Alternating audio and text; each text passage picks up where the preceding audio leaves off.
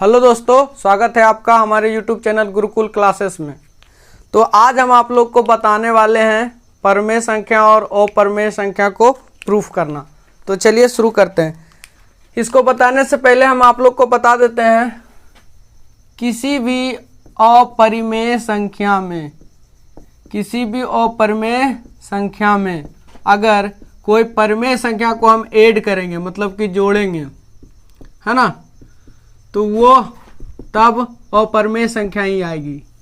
अपरिमेय संख्या ही हमको प्राप्त होगा। मतलब कि अगर इरेशनल नंबर में हम रेशनल नंबर को ऐड करेंगे तो हमको इरेशनल नंबर ही प्राप्त होगा। हमको क्या प्राप्त होगा? इरेशनल नंबर ही। ठीक उसी प्रकार अगर हम दूसरा ऑपरेशन लेते हैं, अगर हम कोई अपरिमेय संख्या में अगर हम अपरिमेय संख्या में परिमेय संख्या से मल्टीप्लाई करते हैं, तब भी हमको अपरिमेय संख्या प्राप्त होगी। अपरिमेय संख्या ही प्राप्त होगी, है ना। मतलब कि अगर हम irrational number into rational number करते हैं, है ना, तो भी हमको इरेशनल नंबर ही प्राप्त होगा। इरेशनल नंबर, है ना। तो ये दूसरा हो गया। यहाँ पे हम क्या लिखे? सबसे पहले अपरिमेय संख्या प्लस परिमेय संख्या बराबर अपरिमेय संख्या। यहाँ पे हम लोग जोड़ किए हैं, यहाँ पे मल्टीप्लाई किए हैं। इसका जस्ट उल्टा अगर घटाव करेंगे तब भी मेरा रिजल्ट अपरिमेय संख्या ही आएगा। अगर हम मान लीजिए कि अपरिमेय संख्या में परिमेय संख्या को घटा दिए, तब भी हमें अपरिमेय संख्या ही प्राप्त होगा। अपरिमेय संख्या मतलब अगर हम शॉर्टकट में इरेशनल नंबर को लिख सकते हैं, आई लिखेंगे irrational number minus rational number equal to irrational number, है ना। अगर हम मान लीजिए कि डिवाइड कर रहे हैं अपरिमेय संख्या में भाग दे रहे हैं परिमेय संख्या से, तो भी हमको अपरिमेय संख्या ही प्राप्त होगी। अपरिमेय संख्या ही प्राप्त होगी। मतलब कहने का साफ मतलब है कि ये जो अपरिमेय संख्या है ना, ये जहर के समान है। ये जिसमें भिड़ेगा उसको जहर बना देगा। जैसे कि अपरिमेय संख्या के साथ जुड़ा तो अपरिमेय हो गया, मतलब वो भी 20 बन गया। अपरिमेय संख्या गुना परिमेय संख्या की है तो वो भी अपरिमेय संख्या हो गया। अपरिमेय संख्या माइनस परिमेय संख्या की है तब भी अपरिमेय संख्या हो गया। अपरिमेय संख्या भाग परिमेय संख्या की है तब भी अपरिमेय संख्या हो जाएगा। अगर मान लीजिए कि यहाँ पे मान लीजिए कि √2 एगो अपरिमेय संख्या है, इसको सेमे यही संख्या से अगर मल्टीप्लाई करेंगे √2 से ही, ये अपरिमेय संख्या है, अपरिमेय संख्या। इसको सेमे यही सेम टू सेम अपरिमेय संख्या से अगर हम लोग मल्टीप्लाई करेंगे तब हमारा परिमेय संख्या आएगा, क्योंकि √2 गुना √2 √4 हो जाएगा और इसका वर्गमूल 2 निकाल लेंगे, है ना। और ये हमारा क्या है? 2/1 इसको लिख सकते हैं, मतलब P/Q के रूप में है। तो ये हमारा हो गया परिमेय, है ना। इसका दशमलव प्रसार वगैरह भी शांत है, इसलिए ये क्या हो गया? परिमेय संख्या। तो वही बात है कि अपरिमेय संख्या एकदम जहर जैसन है। उसमें कोई भी परिमेय संख्या को जोड़िए, घटाइए, गुना कीजिए या भाग कीजिए, हमको हर हाल में रिजल्ट क्या आएगा? अपरिमेय संख्या ही आएगा। हर हाल में अपरिमेय संख्या ही आएगा। हर हाल में क्या आएगा? अपरिमेय संख्या ही आएगा। लेकिन अगर सेम टू सेम अपरिमेय संख्या को अगर 2 बार मल्टीप्लाई कर देंगे तब मेरा अपरिमेय गुना होके आ जाएगा हमारा परिमेय संख्या, है ना।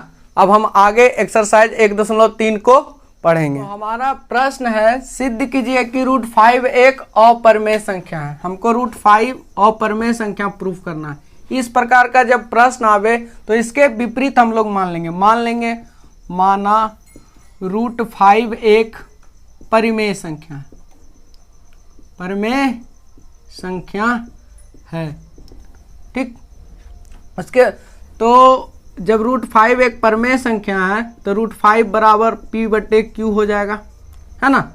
अब हम लोग क्या करेंगे, दोनों ओर वर्ग कर देंगे, दोनों ओर वर्ग करने पर, है ना, √5 का स्क्वायर और p/q का भी स्क्वायर, ये स्क्वायर से रूट खत्म हो जाएगा तो इधर 5 बचेगा, बराबर p/q², है ना। यहाँ क्रॉस मल्टीप्लिकेशन कर देंगे तो यहाँ आ जाएगा 5q² बराबर p²। अब यहाँ ध्यान देने योग्य बात क्या है कि जब भी कोई परिमेय संख्या होती है, है ना, तो परिमेय संख्या क्या होता है, p/q के रूप में होता है, जहाँ q does not equal to 0 होता है। तो मतलब कि ये जो हमारा नंबर है ये तो 0 हो नहीं सकता है ना, लेकिन ये 0 हो सकता है ना। अब हम इसको इस तरफ ले आए, ये हमारा धनात्मक पूर्णांक है, है ना, और ये हमारा शून्य है ना, शून्य, ये हमारा शून्य भी हो सकता है, ये हमारा शून्य भी हो सकता है ना। अब यहाँ पे ये तो कभी शून्य हो नहीं सकता है और ये शून्य भी हो सकता है ना, तो यहाँ पे ये दोनों एक दूसरे का विरोध उत्पन्न कर रहा है कि नहीं। तो ये विरोध उत्पन्न क्यों किया, क्योंकि हम यहाँ पे विपरीत मान लिए, यहाँ पे ये अपरिमेय संख्या था, हम इसको विपरीत मान लिए, तब यहाँ क्या हो गया, विरोधाभास उत्पन्न हो गया। तो यहाँ लिखेंगे, यहाँ धनात्मक पूर्णांक,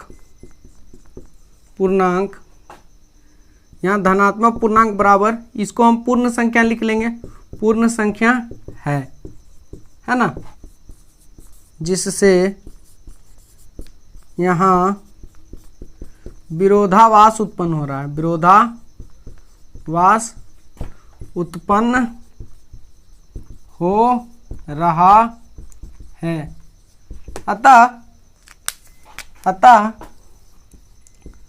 अतः हम क्या बोलेंगे कि √5 एक अपरिमेय संख्या ही है ना। अब हम लोग अगला प्रश्न है, सिद्ध कीजिए कि 3 + 2 √5 एक अपरिमेय संख्या है ना। ये क्या है, अपरिमेय संख्या हमको प्रूफ करना है। तो इस प्रकार के प्रश्न को हमको प्रूफ करने के लिए सबसे पहले इसके विपरीत मानना पड़ता है। तो मान लेंगे, माना 3 + 2 √5 एक परिमेय संख्या है ना। अब यहाँ पे 3 इसलिए क्या हो जाएगा, 3 + 2 √5 बराबर p/q होगा, है ना, क्योंकि परिमेय संख्या p/q के रूप में होता है। अगर हम इस 3 को उस तरफ भेज देते, 2 √5 बराबर p/q -3 हो जाएगा। ये 2 को भी हम इस तरफ लाएंगे तो √5 बराबर 1/2 इंटू p/q -3, तो √5 बराबर यहाँ पे आ जाएगा 1/2 से मल्टीप्लाई कर देंगे दोनों में, तो हो जाएगा p/2q -3/2, है ना। अब ये तो हमारा परिमेय संख्या था ही, ये भी परिमेय संख्या है। परिमेय संख्या को परिमेय संख्या में घटाएंगे तो हमारा परिमेय संख्या ही आएगा, जबकि √5 क्या है, अपरिमेय संख्या। तो यहाँ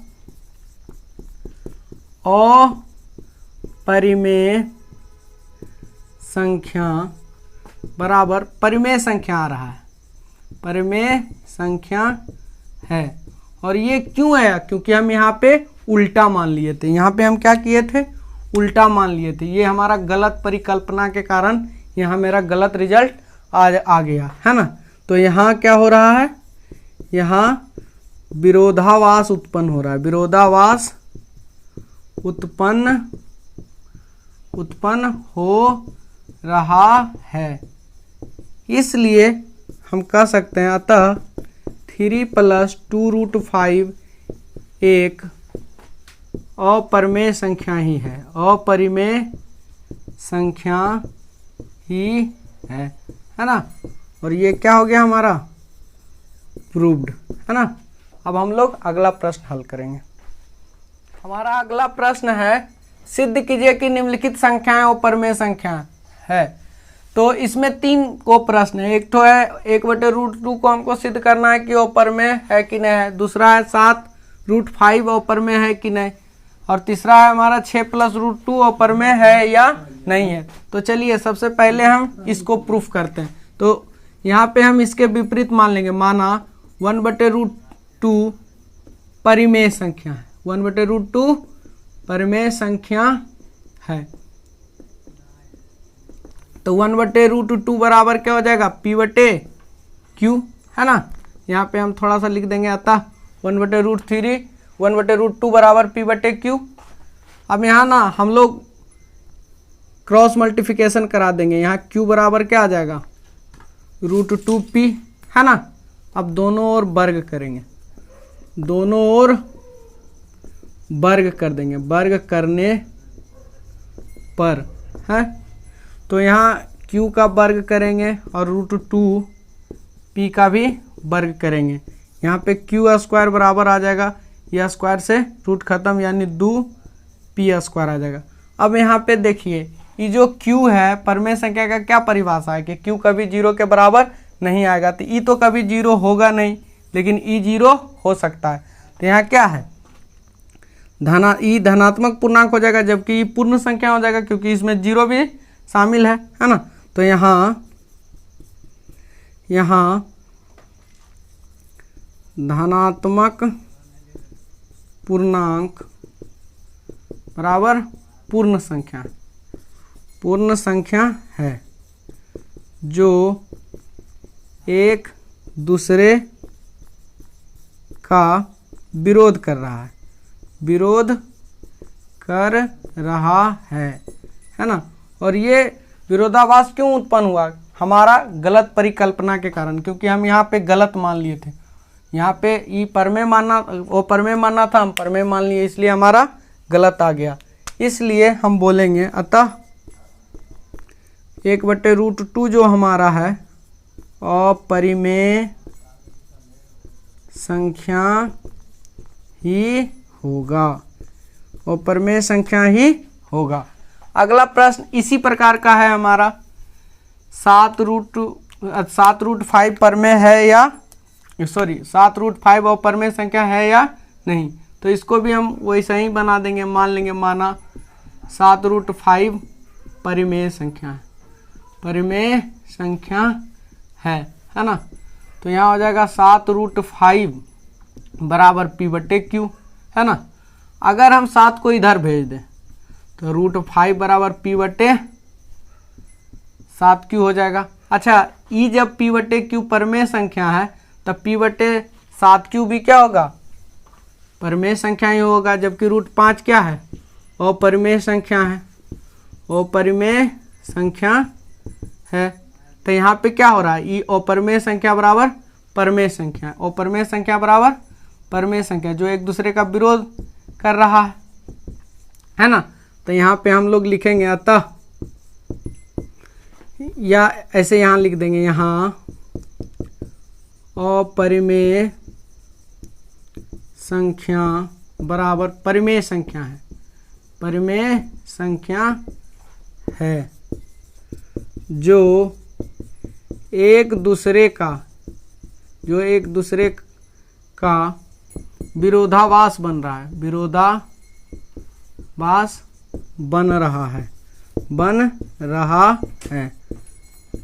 अतः क्या हो जाएगा, 7√5 एक अपरिमेय संख्या ही होगा, अपरिमेय संख्या ही होगा, है ना।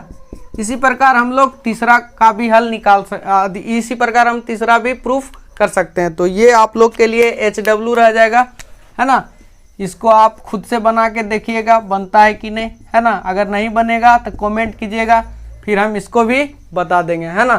तो इसी के साथ हम ये वीडियो ख़त्म करते हैं। तो धन्यवाद।